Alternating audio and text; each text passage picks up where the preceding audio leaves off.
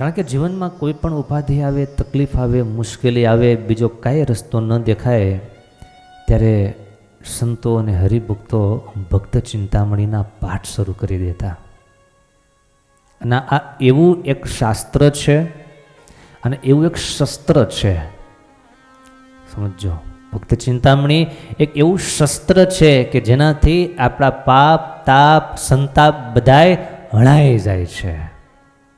માટે આને એ ભાષામાં શસ્ત્ર કહું છું.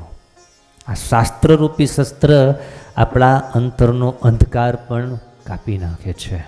માટે જીવનમાં ક્યારેક તકલીફ, મુશ્કેલી, કોઈ માર્ગ ન દેખાતો હોય ત્યારે ભક્ત ચિંતામણીના પાઠ પરિવારના બધા જ સભ્યો ચાલુ કરી દેજો.